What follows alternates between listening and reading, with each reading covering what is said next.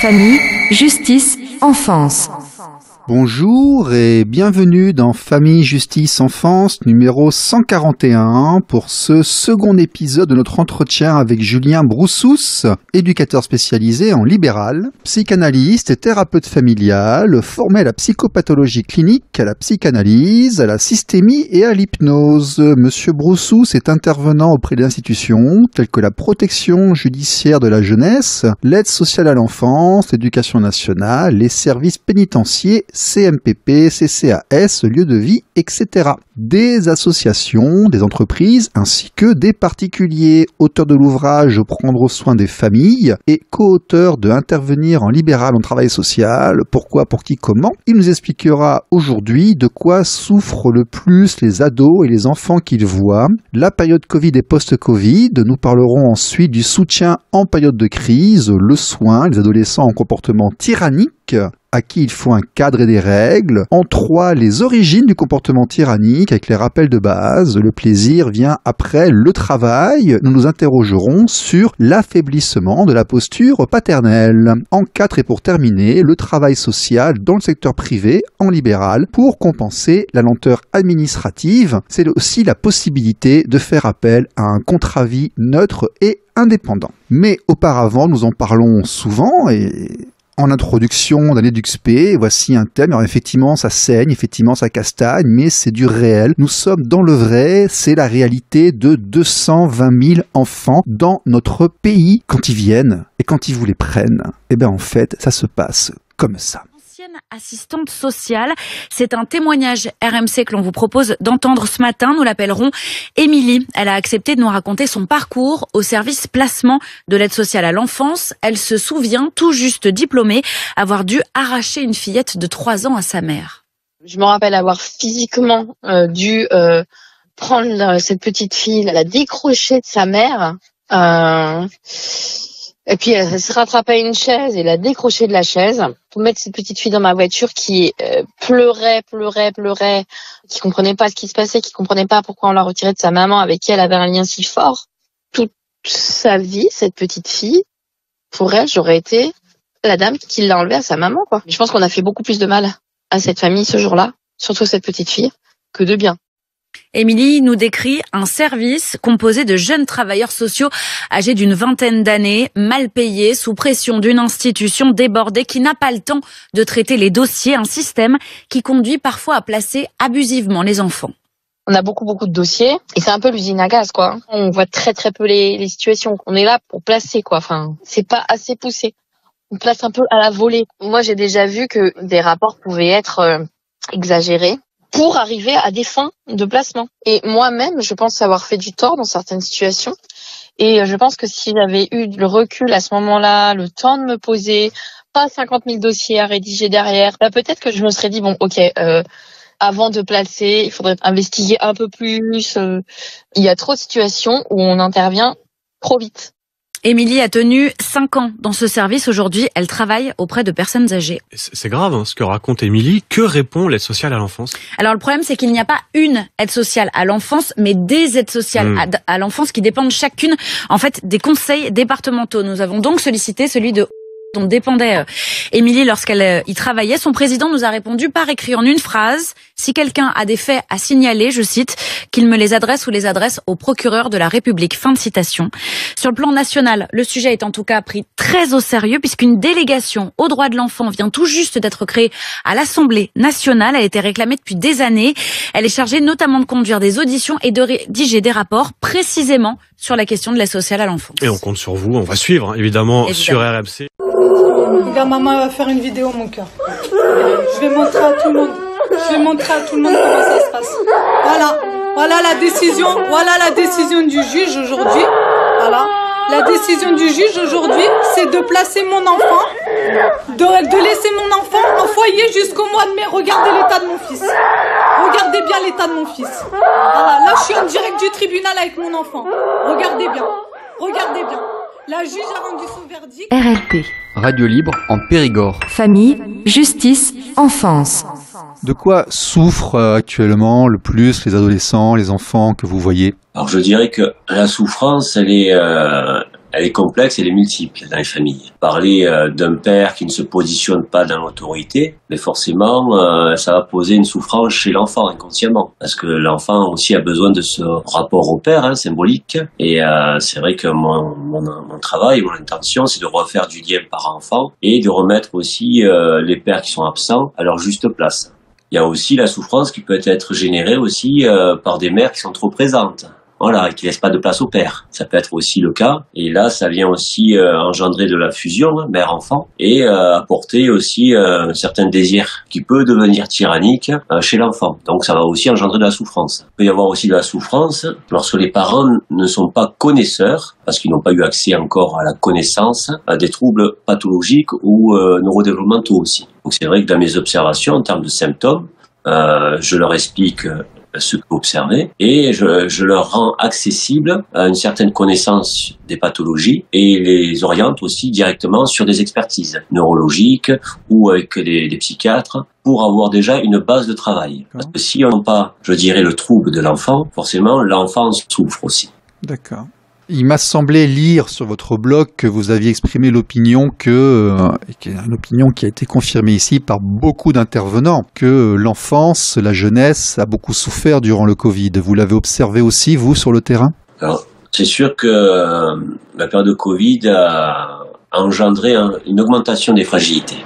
D'accord. Voilà. Moi, je l'ai vu, les crises se sont multipliées. Voilà, au domicile. Moi, j'ai fait le choix pendant cette période de rester aussi auprès des clients par de la visio et d'un soutien auprès des familles. Et c'est vrai que je dirais pas que chez les enfants, aussi chez les couples. La saturation était chez les couples. Donc, et dans les systèmes familiaux. Le fait de rester beaucoup entre eux confinés, sans pouvoir bouger dans un petit espace, ce genre de choses. Oui, quand chacun n'a pas son espace, on peut rapidement être saturé dans les relations entre familles. Et là où il y a les violences qui augmentent et les crises augmentent également. D'accord. RLP.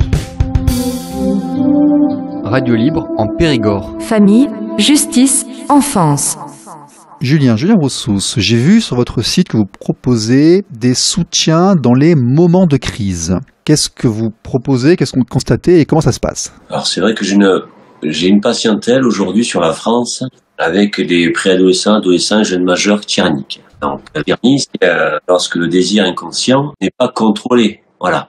Ça signifie bien que l'enfant a besoin aussi de cadre. C'est là qu'on en arrive à l'autorité parentale. J'ai beaucoup de parents qui ont perdu l'autorité au sein des domiciles. Parce que il y a eu l'histoire, des séparations, de la culpabilité consciente et inconsciente, qui ont fait que le système s'est fragilisé dans le temps. Alors mon travail, quand j'interviens dans ces situations, souvent ce sont des situations où l'enfant, l'adolescent interagit d'une manière conflictuelle avec le portable, les ordinateurs, voilà, et met la toute-puissance au sein du domicile, à crier, à ajouter des choses. Et tout mon travail est de proposer aux parents déjà une posture cohérente entre leurs pensées, leurs paroles et les actes, pour qu'il y ait un cadre, je dirais, structurant pour l'enfant. Ouais, c'est de la guidance parentale, en fait. Complètement. D'accord. Complètement. J'interviens beaucoup sur la guidance parentale et remets aussi un cadre symbolique en tant que tiers à l'enfant. Alors souvent, les enfants et adolescents comportement tyrannique, ils peuvent très bien se comporter à l'extérieur, socialement, et avoir un comportement totalement exécrable à l'intérieur. Je l'ai déjà vu. Et les parents aussi l'expriment en ce sens. Donc c'est vrai que quand on parle de gestion de crise, je dis toujours aux parents, déjà, il faut vérifier s'il y a une expertise qui a été faite ou pas. Voilà, en termes de troubles. Et s'il y a des troubles, s'il y a de l'addiction, par exemple, s'il y a de la dépression, s'il y a de l'anxiété, il faut que ça soit vérifié pour prendre soin de l'enfant véritablement. Ce que je dis souvent aux parents, c'est vrai qu'au niveau légal, il y a dans l'autorité parentale, il y a le sens de l'éducation, mais il y a aussi le soin. Le soin est primordial. Donc je le dis bien aussi aux parents qui désirent travailler avec moi, qu'il y a une priorité sur le soin. Et à partir de là, on va pouvoir travailler sur l'éducatif. Donc c'est vrai que ces enfants, j'interviens en tant que tiers symbolique pour séparer la relation parent-enfant, pour remettre de la distance, pour proposer à l'enfant, alors adolescent principalement, à avoir un espace, voilà, pour qu'il rencontre l'altérité dans une réalité, je dirais, dans une norme sociale, voilà, parce qu'à l'intérieur de la maison, on est hors norme.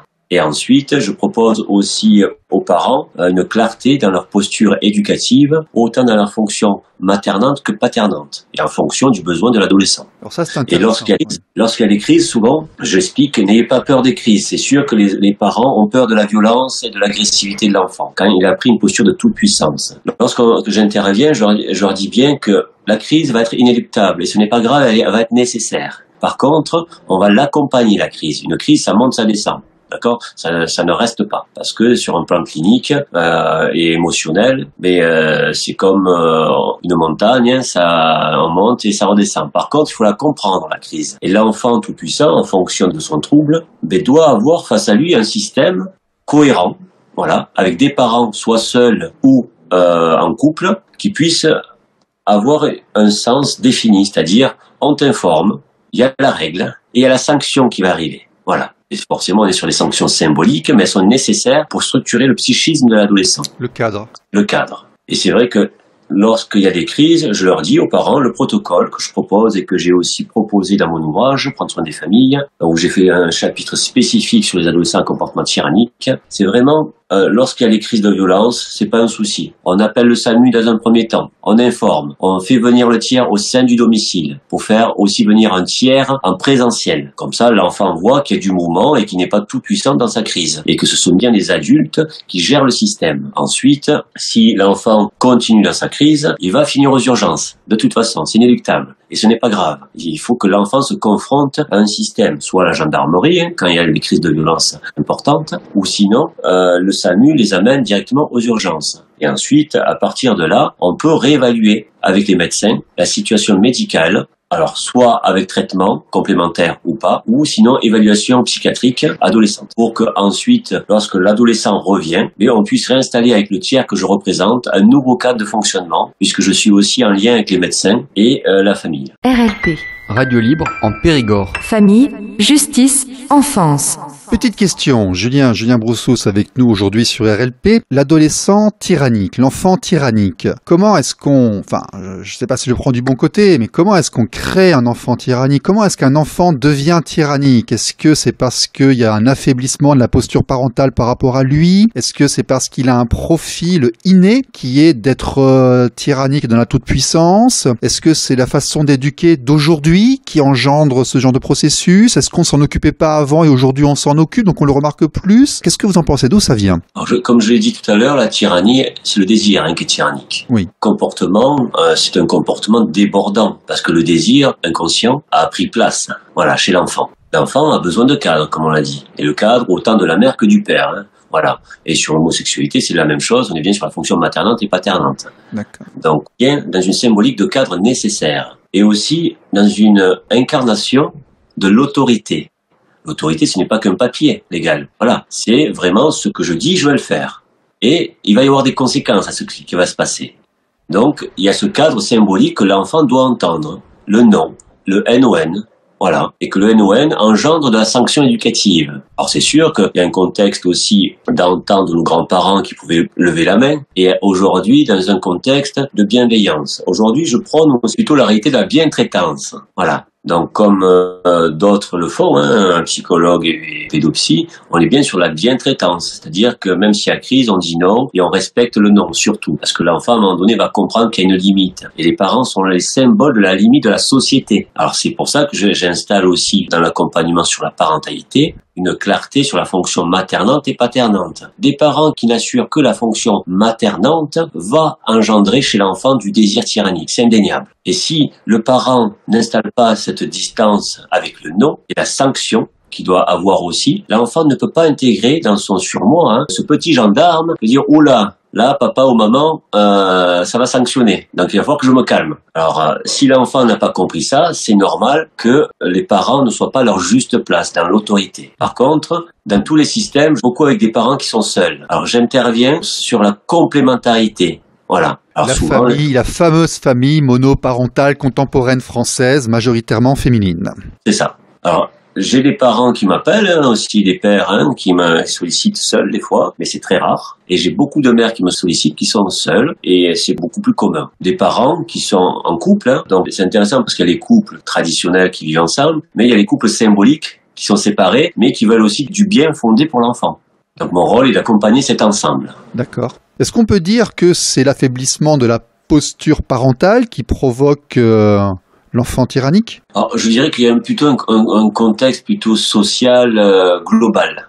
Voilà, on parle aujourd'hui, on est dans une société quand même de pulsion, de désir, de consommation, et c'est vrai que cette réalité-là amène aussi dans la parentalité une modernisation, mais on a oublié les fondements. Les fondements, c'est qu'on travaille d'abord. On travaille pour avoir du plaisir après. On n'a pas le plaisir, on le travaille. Donc forcément, cette symbolique-là, les parents qui sont tout le temps de leur téléphone et qui demandent à leurs adolescents de ne pas être à leur téléphone, il manque de crédibilité. Et ensuite, des parents qui sont dans la culpabilité par rapport à l'histoire, à la séparation ou à d'autres réalités, mais c'est sûr, il y a tout un aspect, je dirais, thérapeutique à tenir compte, parce que sinon c'est aussi une manière d'acheter, je dirais, la paix sociale, la paix dans la relation avec son enfant, de lui acheter au lieu d'instaurer et d'installer l'autorité, parce que ça demande beaucoup plus d'énergie, forcément. Donc je dirais l'aspect contextuel aussi. Je vais être obligé de réagir, mais n'est-ce pas l'affaiblissement de la position du père dans la famille contemporaine qui entraîne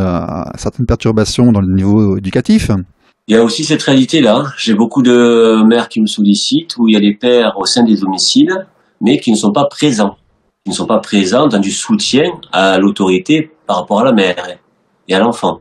Donc c'est sûr que dans mon travail, je propose aussi des réflexions pour que les pères puissent aussi investir leur place à leur juste titre, à leur juste place, parce que le système en a besoin. Et l'enfant en a besoin aussi pour se construire. A besoin aussi de la composition familiale véritable pour ne pas qu'il soit dans une toute-puissance et que l'autorité puisse être basculée. Bon, mais c'est intéressant de revenir sur la réalité pour sortir un peu de l'idéologie, parce qu'on a eu ici quantité de témoignages, que ce soit Marc Juston ou Alain Bouregba, ou des personnes qui travaillent dans le milieu carcéral, des personnes qui travaillent dans le milieu social, qui nous disent que, des sociologues aussi, que la majorité des petits délinquants sont des enfants qui ont grandi sans père, ou alors voire pire, sans parents. Donc c'est intéressant d'entendre un professionnel qui va nous le rappeler, parce que c'est pas tout le temps le discours qui est tenu par tout le monde non plus.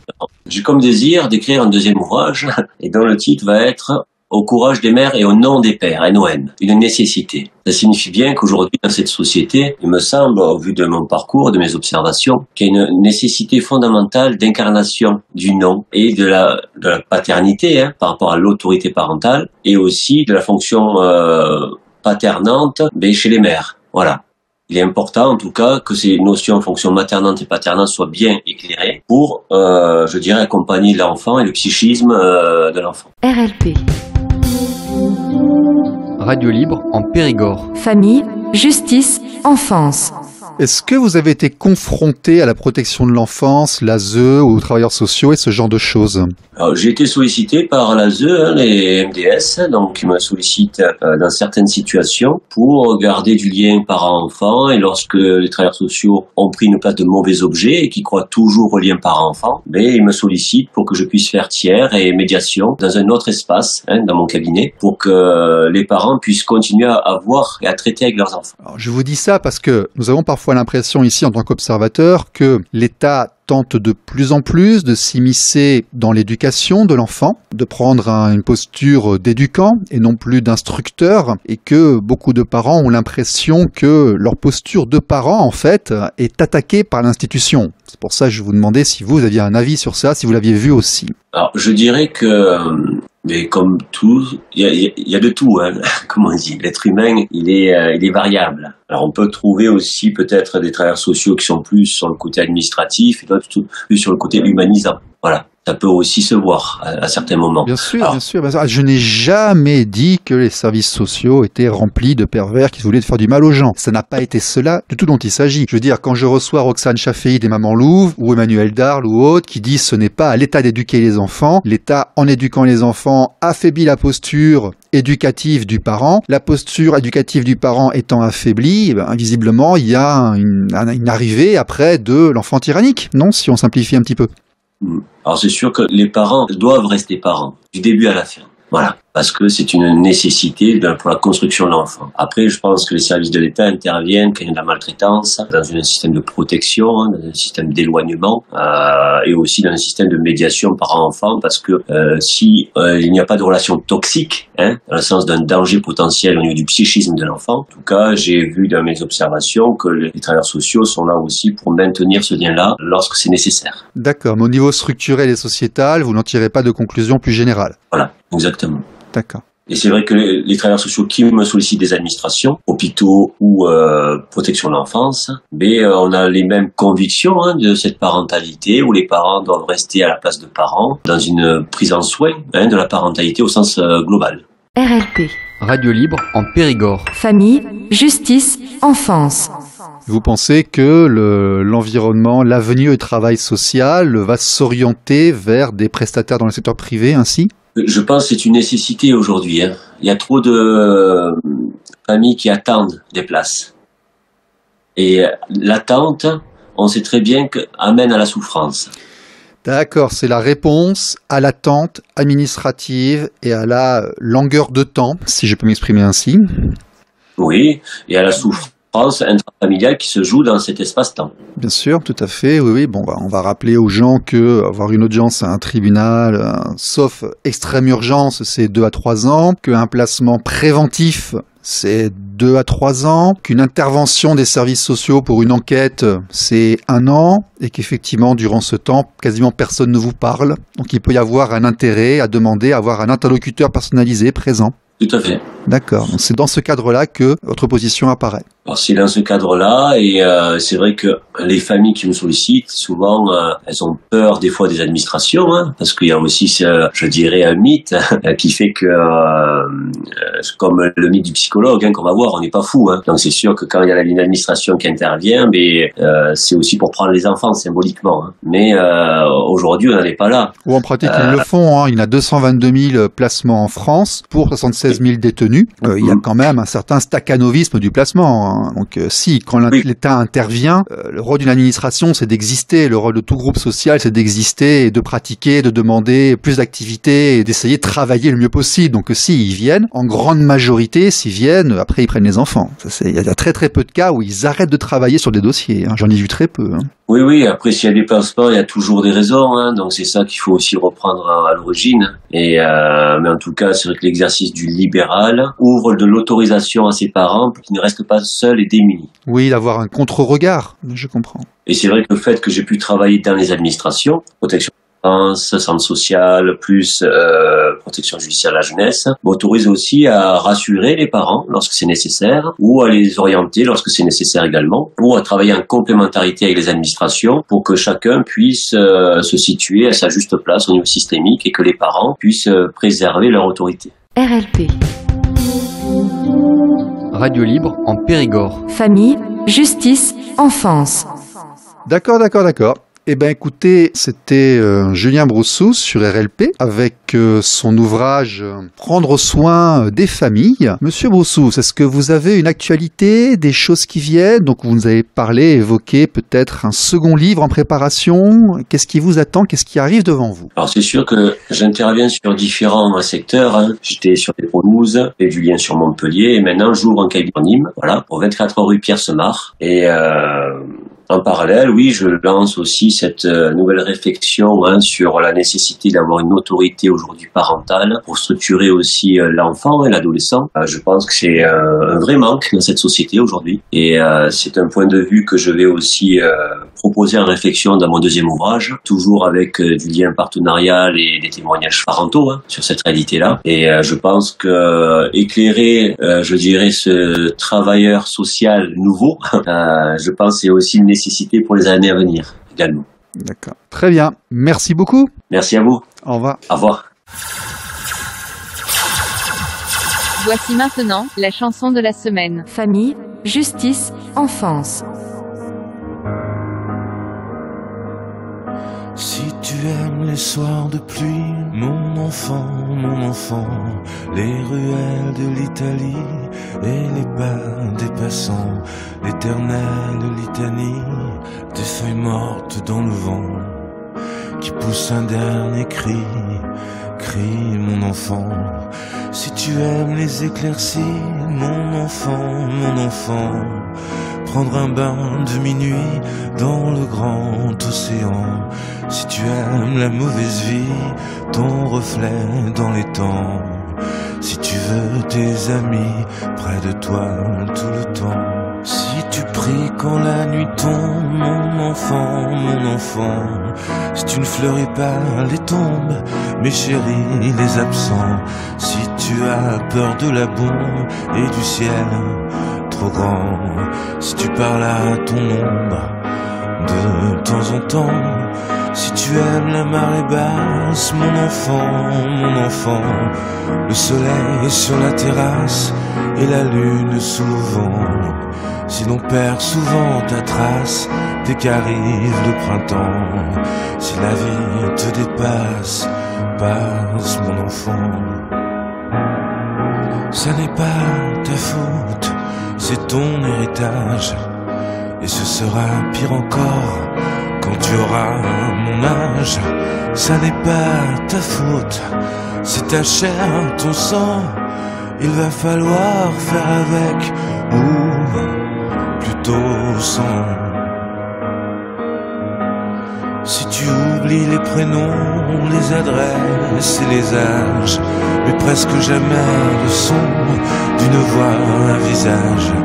Si tu aimes ce qui est bon, si tu vois des mirages, si tu préfères Paris quand vient l'orage, si tu aimes les goûts amers et les hivers tout blancs, si tu aimes les derniers vers et les mystères troublants, si tu aimes sentir la terre et jaillir le volcan, si tu as peur du vide, vide mon enfant. Ça n'est pas ta faute, c'est ton héritage, et ce sera pire encore quand tu auras mon âge. Ça n'est pas ta faute, c'est ta chair, ton sang. Il va falloir faire avec, ou plutôt sans. Si tu aimes partir avant, mon enfant, avant que l'autre s'éveille, avant qu'il te laisse son plan. Si tu as peur du sommeil et que passe le temps, si tu aimes l'automne vermeil, merveille, rouge sang. Si tu as peur de la foule, mais supporte les gens. Si tes idéaux s'écroulent le soir de tes 20 ans, et si tout se déroule jamais comme dans tes plans, si tu n'es qu'une pierre qui roule, roule mon enfant. Ça n'est pas ta faute, c'est ton héritage, et ce sera pire encore quand tu auras mon âge. Ça n'est pas ta faute, c'est ta chair, ton sang. Il va falloir faire avec, ou plutôt sans.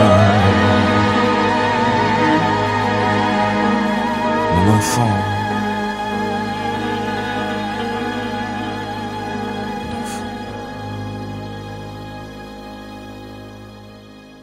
RLP.